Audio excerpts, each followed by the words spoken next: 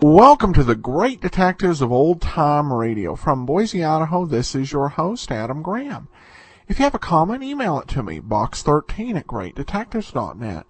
Give us a call, 208-991-4783, and become one of our friends on Facebook, facebook.com/Radio Detectives. This episode of the Great Detectives of Old Time Radio is brought to you by our listeners, and special thanks to Bruce and Terry Ann, who went ahead and sent along a nice donation. We enjoy your show. Happy holidays. Well, thank you so much for your support, and we'll be sending along our premium site access information as we do for all listeners who give a tip of $10 or $7 or more. All right, well, we're going to begin our series of 3 Christmas Detective Radio episodes, and we begin today with Candy Matson. And we're going to turn back the clock a bit to December 10th of 1949, and an episode we skipped over to save for Christmas, Jack Frost. So let's go ahead and we'll take a listen.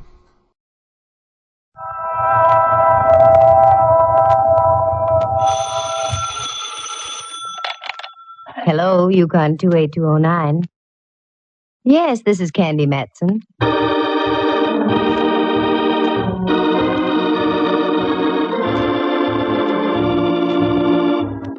The National Broadcasting Company presents Candy Matson, Yukon 28209.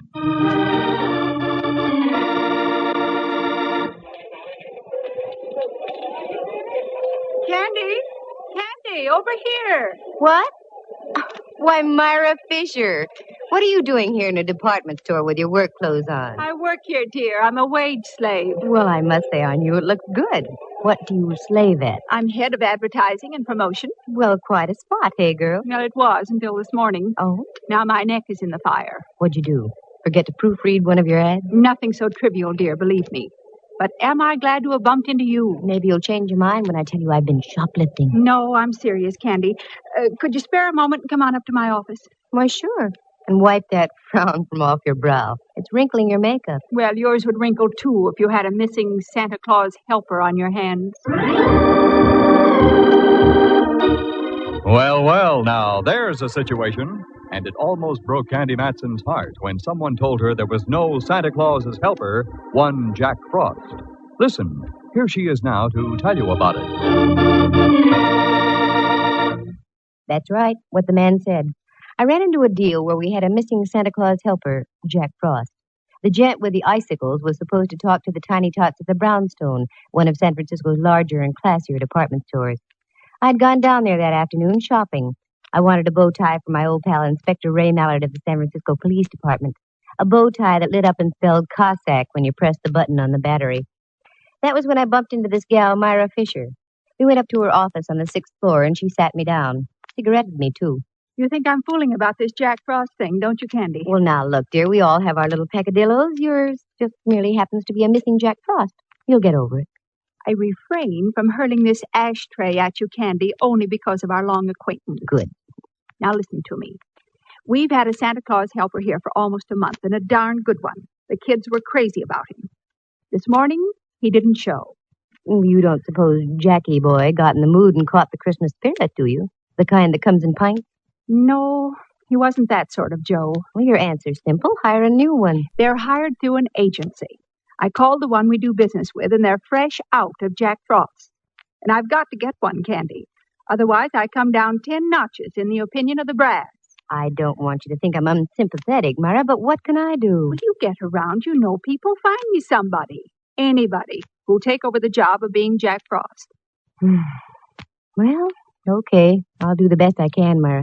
Candy, you're a dear. Yeah, one of Santa's dears. Okay, I'll try and find you a Jack Frost, Myra, but don't hold it against me if he turns out to look more like Humpty Dumpty.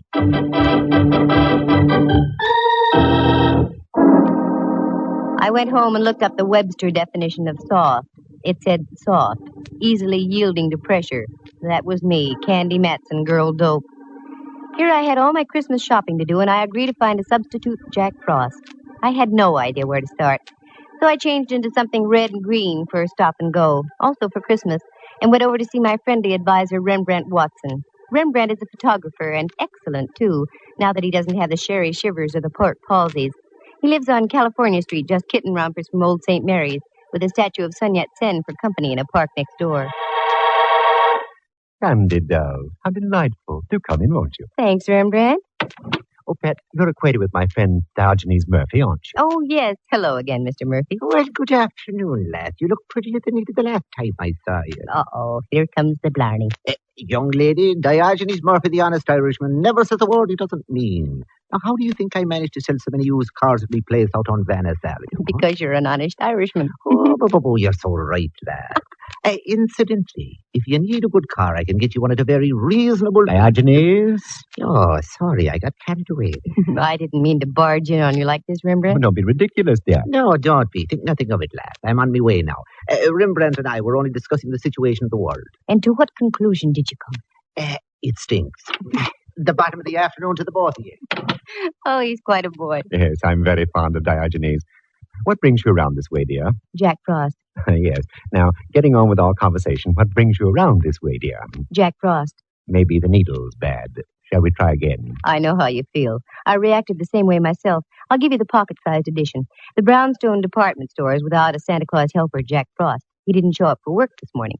I said I'd find him a new one. That's very sweet of you, Dove. Very dumb of me, Dove. I know of only one character who even remotely looks like Jack Frost. I met him up in Alaska when I was traveling with the USO. Won't do you much good down here, will it? No, that's why I came to see you, Rembrandt. Don't you keep a cross-file on models you've used in photography? As a matter of fact, I do. Here in this little book. Let's see. Men, thin, extremely. I have just one, Pietro Tarantello. Would you care for a Sicilian Jack Frost? In Sicily, yes. Hey, what's that? Where? On that chair next to you. Oh, that's the afternoon paper, dear. Diogenes left it, I imagine. Yes, but on the front page. Here's the whole story about the missing Jack Frost on the front page. Ooh, what he got in his Christmas stocking. A slug through the head. That's no way to treat Jack Frost. And here's a picture of the guy without his false icicles. What the ham? Looks like he stepped right out of an 1890 Shakespearean play. I hate to say this, Rembrandt, but he resembles you. I take back what I said.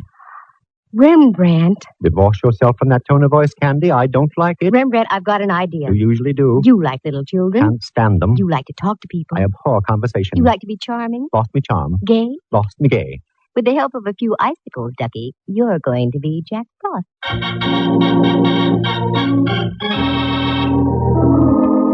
Rembrandt fought, he argued, he paced the floor, he had the vapors, he fainted. I brought him to. I won the argument. I got my friend Myra Fisher on the phone and informed her that one R. Watson would assume the role of Jolly Jack Frost on the morrow. She was delighted. I couldn't say the same for Rembrandt. Then I went home. I was greeted by a sound very much like that of a phone ringing. Using my keen instincts, I figured it was the phone. It was. Hello, Candy Matson. How do you do, Miss Matson? Allow me to introduce myself. Aloud. My name is Berg, Prentice Berg. I'm the first assistant vice president of the Brownstone. Brownstone. Oh, yes, that's a store of some kind, isn't it? Yes. Now, the reason for my call.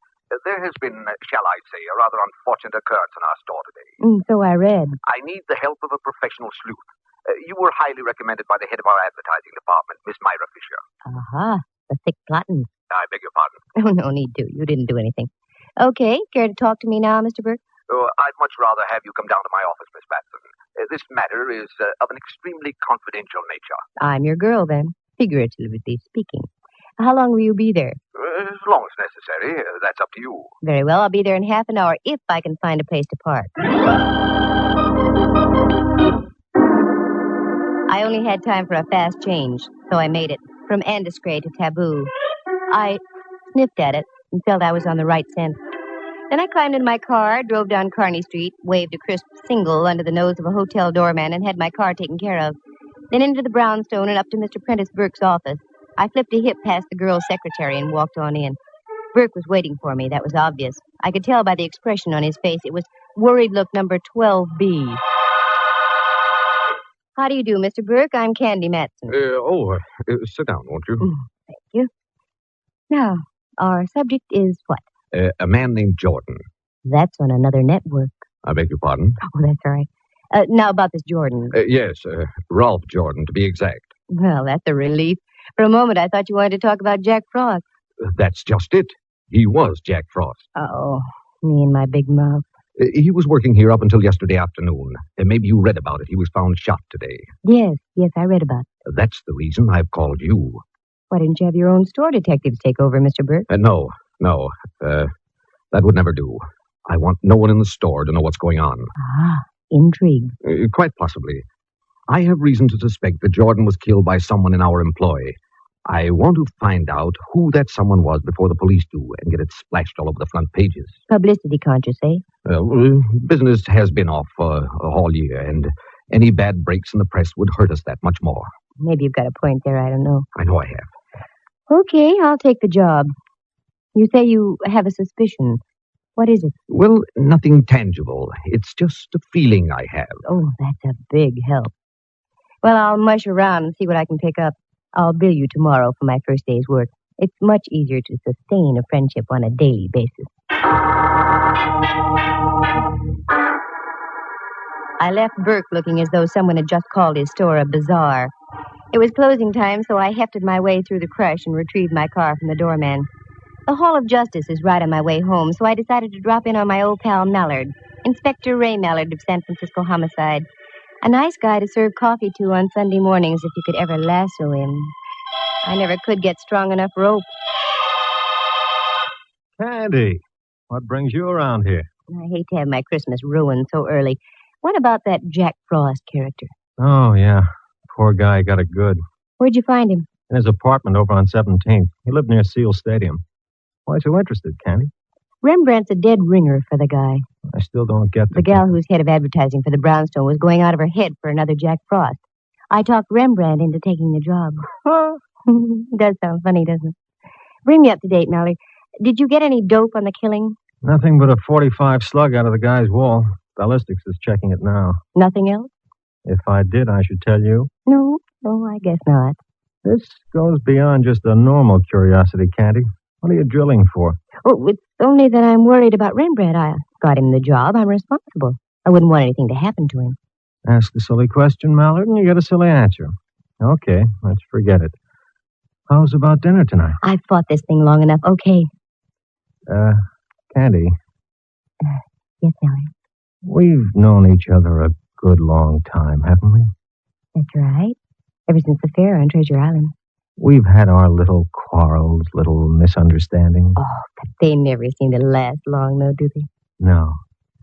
That's why I feel I have every right to ask you a question. Wait, yes, I'd say you do, Mallard. Maybe I'll ask you tonight. No, go ahead. Now's as good a time as any. Perhaps it is, Candy. You get around a lot. You meet people. Do you know where I can get a couple of tickets to the Rose Bowl game?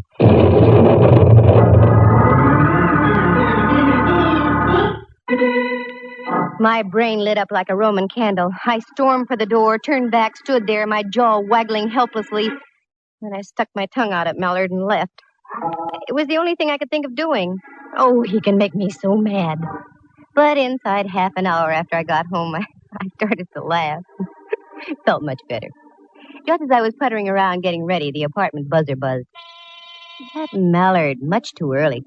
But I was wrong. It wasn't Mallard. Well, Myra, what a surprise. Do come in, won't you? No, thanks, Candy. A friend of mine's waiting in his car outside. He's driving me home. Oh, I'm sorry. You can't stay for a moment? So, my dear, I just dropped by to leave this. Merely a little token of thanks for getting me off the hook. Oh, Myra, there wasn't any need to do that. Just a few pair of old stockings, dear. Getting me my new Jack Frost means more than you know. Here, please take them, along with my very deepest thanks. Thanks so much. A girl can always use them. Are you all set with my friend, Mr. Watson? Oh, yes. He came in this afternoon and filled out his withholding tax and so on. Very nice. I think you'll find him very efficient, Myra. Oh, what's the matter? Pardon me. I didn't mean to frighten you. Oh, Mallard. Silly of me. I must have jumped a foot. Oh, that's all right. He frightens me, too. Myra, I'd like to have you meet Inspector Mallard. Inspector, Miss Fisher. How do you do? Oh, fine, thank you, now that I've caught my breath. Do forgive me, Candy, but I must rush. See you soon, I hope. Tomorrow, Myra, I'll be down to see how my lad's doing as Jack Frost. Thanks for the stockings. Well, aren't you going to invite me in? No, I'm not. Here's my coat right here. What's our hurry? Come on, let's go. I'm starved. I thought we could have a cocktail here before we left. You thought wrong. 2 tickets to the Rose Bowl. From now on, you earn your cocktails, Mallard.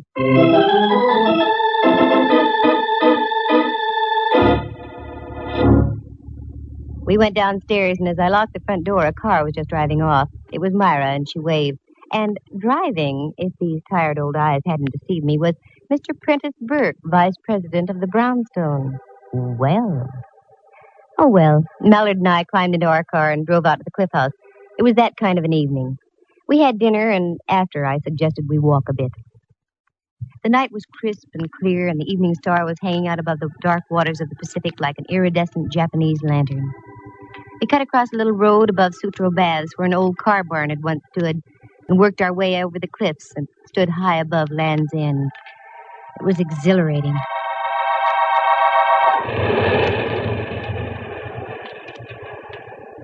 Penny for your thoughts, Candy. Inflation is still here. All right, make it 2 pennies. Well, I was just thinking, Mallard, dear, when you see a star in the sky, soft water below, feel Christmas in the air, how can there be violence in the world? An age-old question, pal. One I can't answer. I'm too small. Hey, you're cold. I'd better put my arm around you. Mallard, no. What's the matter? The headlights from that automobile are shining right down on us, and we... Mallard. Candy, what's wrong? Got your flashlight with you? Sure. Also my gun and my handcuffs. Anything else we need? A mortar, maybe? The lights from that car. They shone on something. Down there, under that tree. Oh, Candy, just for once, can't you stop digging up a mystery? Be human? I am being human. Come on, Mallard. I want to see what's under that tree.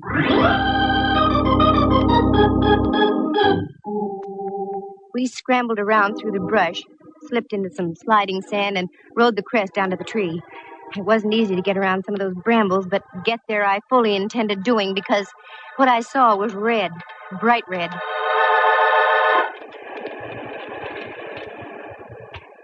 You okay, Candy?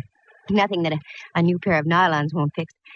Shoot the flashlight over this way a bit, Mallard. There. That's it. Now, do you think I'm dreaming things up? What is it? Wait till I hold it up. Wow. Looks like some kind of a costume. Right. And look, if those aren't bloodstains, I'm a Labrador retriever. No, you're Candy Matson. Those are bloodstains. How was your boy dressed when you found him? Torn slacks, sweater, shoes, no socks. This was most likely his costume, then. Yeah. Don't move around too much, Candy. I want to have a good look at the ground. Hey, what are you doing down there? Who's that? The police. Now get up here and don't try any tricks. That's all right, officer. This is Inspector Mallard. Homicide. Oh, sorry, Inspector. That's all right. Stay right where you are. We'll be right up. Now, this is a break, Candy. I want you to drive me to a phone. I'll leave the officer here to guard the place. You can go home. I've got work to do here, okay? Yeah, sure. And for once we had dinner before you had a chance to break the date.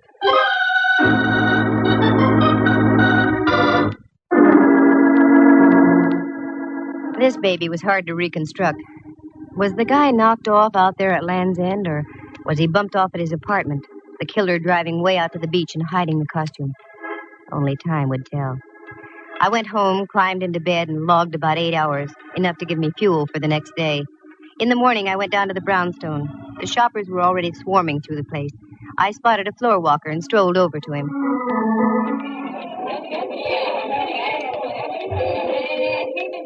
Pardon me, sir. I said, pardon me, sir. I'm very busy, young lady. Make it as brief as possible.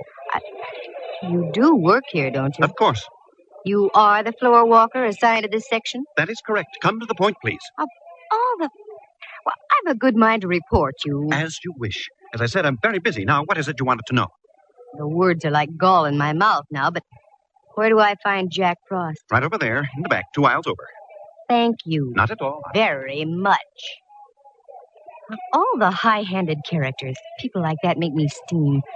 I was getting up a full head of dander, but it simmered out before I had a chance to boil over. Because as I rounded a corner, I saw Frosty Boy, or Rembrandt if you choose, up on his platform with the cutest little blonde kid sitting in his lap. Well, well, well.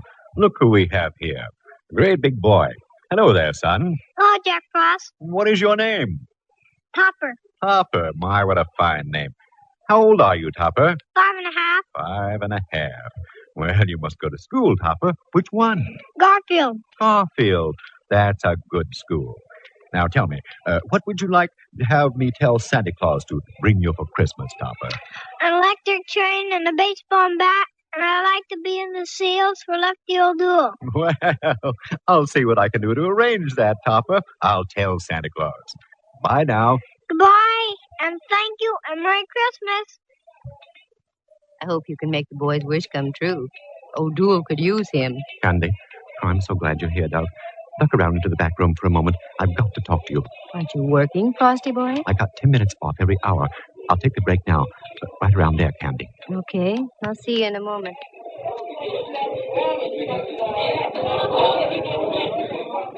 What's the matter, Rembrandt?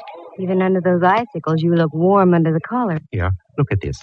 Every now and then, one of these moppets toddles up to me with a Christmas letter in its hand. A little red-headed girl handed me this about half an hour ago. I've been shaking ever since. Let me see. Dear Jack Frost, a word to the wise is sufficient. When you take your lunch hour, keep on going. Don't come back. Otherwise, you'll meet the same fate as your predecessor. Just about what I expected. Candy, you mean to say that you're deliberately using me as a sacrificial lamb? By no means, Ducky. Go ahead, take your lunch. Then do as the note says. Keep on going. As a matter of fact, why don't you take off now? I'll meet you at your place in about an hour. That's the best news I've heard since Nelson's victory at Trafalgar.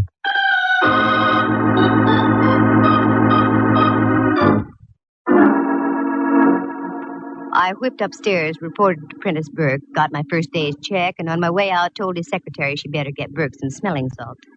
Then I went back down on the floor again. Sure enough, there was my boy, the floor walker. I wanted to have a few more words with him. Oh, you again. If you don't mind. I was just up to see Miss Myra Fisher. She wasn't in. Have you seen her down here? No, and what's more, I won't see her all day. She phoned saying she was feeling ill. Most inconsiderate, I must say, during the holiday rush. Yes, I must say. Could you give me her address? She's a friend of mine. I've got to see her. Her address? Why, yes. I write it down here on one of my cards for you. Myra Fisher, 227F, Union Street. There. Thank you. You're so kind.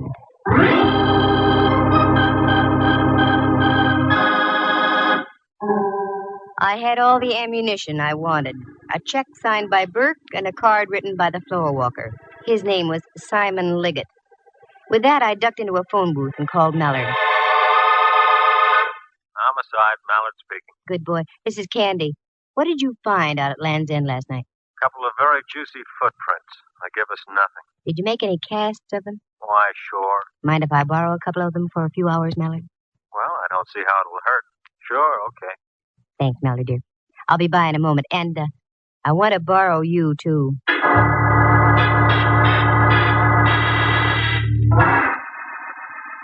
I stopped by the Hall of Justice, got the cast of the footprints, shoved Mallard into the car, and then picked up Rembrandt. The thing was only a hunch, but my hunches have paid off, so I never ignore them. First, we went out to an address on 5th Avenue near Clement. We got in the back door and went to work. Nothing made sense there. So we drove over to Reseda Way in the marina. Again, we got in and did some sleuthing. This time, we hit the jackpot. A pair of shoes in the closet matched the casts we had brought with us. Rembrandt, go out in the kitchen and see if this place has any ketchup. I'm not hungry, Dub, but oh, look. What are you up to, Candy? We've got enough to swing a case here. I'm working for a voluntary confession, Mallard. Tell me, what was the position that the Jack Frost was in when you found him dead? In a chair, like that one. His head slumped down on his chest. Good. Here's the concept, though. When are you putting it on? You. What? Without the bun or relish, Ducky. Sit down there, will you, Rembrandt? Now, just go limp and let your head hang down. That's it.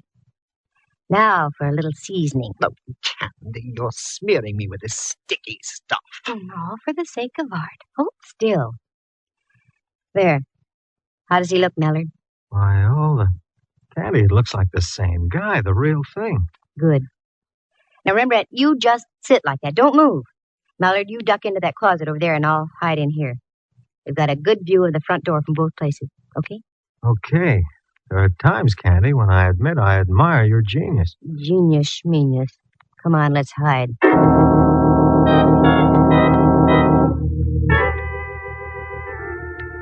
The golden shafts of sun splashing in through the window from the ocean slowly turned pink, then purple, and into twilight.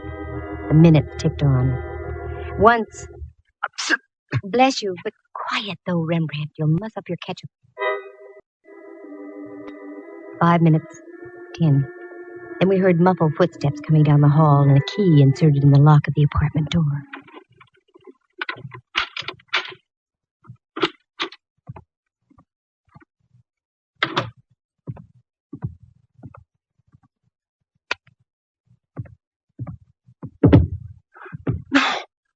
Oh, no. It can't be. The old fool I killed. No. Okay, buddy, that'll be about enough. Oh, no. Get him, Mallard. He's ducking. I'll get him. Nice tackle, Mallard. All right, Mac. You're going to remain peaceful, or do I have to give you a little tap? No. I'll be quiet. You got me. I did it. I did it to both of them. I killed them. I killed them. I killed both of them. Both of them? Yeah. Look behind the sofa. The sofa. The girl. Jack Frost. The sofa. The sofa? Right behind the sofa. Wait a minute, Mallard. I had to do it. I couldn't. Oh. But they were going to do it. Oh, Mallard. More trouble, Candy? I killed both of them. I'm glad I did. Yes. An old friend of mine. That job was The mine. late Myra Fisher. I had to.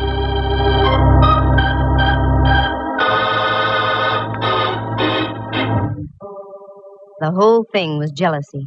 Not the jealousy of a man for a woman, but the jealousy of a man for a job. Simon Liggett had been with the Brownstone for almost 20 years.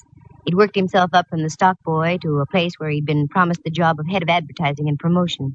He almost got it, except at the last moment, Prentice Burke gave the position to Myra Fisher. That had only been 2 weeks before.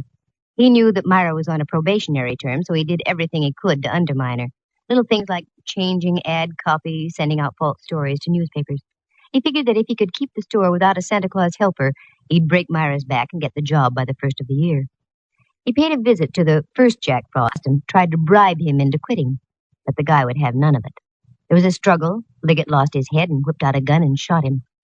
He was still in his costume, so Liggett stripped him, put some old clothes on him, drove out to Land's End, and ditched his costume. Then he felt sure there would be no Jack Frost the next day. But that's when Myra met me, and I talked Rembrandt into taking over. By this time, Liggett was in a frenzy and would stop at nothing. He trailed Myra and Burke to Myra's home, killed her, took her body over to his place, and ditched it behind the sofa.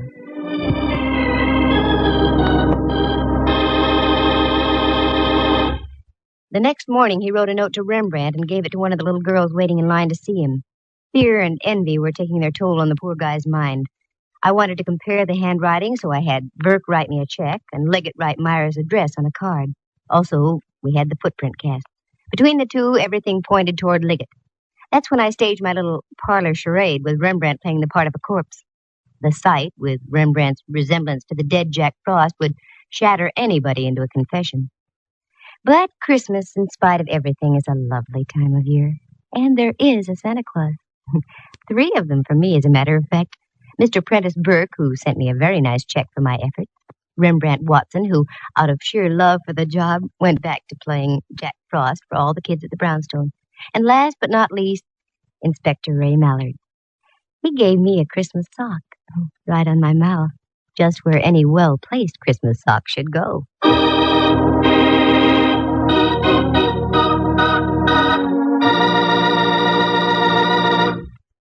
Listen again next week at this same time. For excitement and adventure, just dial Candy Matson, and a Merry Christmas to you all. Yukon 28209.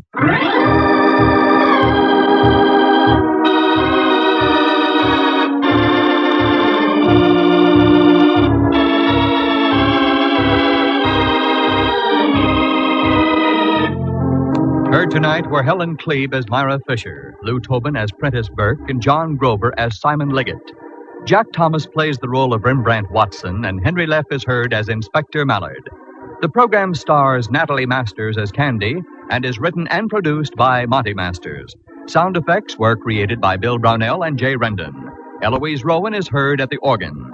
The characters in tonight's story are entirely fictitious, with the exception of the part of Topper, which was played by himself. Any resemblance to actual people is purely coincidental. The program came to you from San Francisco. Dudley Manlove speaking.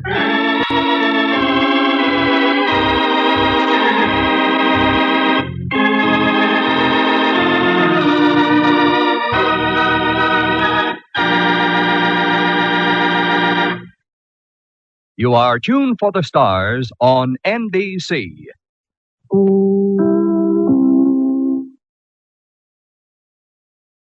Welcome back. Well, a nice Christmas episode. I definitely could understand when Candy got mad at Mallard. He could give George Valentine a lesson or two in teasing a girl who wants a proposal. You may be wondering who the Seals were. The San Francisco Seals were actually the minor league town that played in San Francisco prior to the Giants arriving. And Seal Stadium was actually the first home of the San Francisco Giants. So nothing like talking baseball at Christmas time, particularly when it fits into the story. All right, well, that will do it for today. We will be back tomorrow with the second of our 3 Christmas stories. When let George do it. In the meantime, send your comments to box13@greatdetectives.net. Give us a call, 208-991-4783. Follow us on Facebook at Radio Detectives. But from Boise, Idaho, this is your host, Adam Graham, signing off.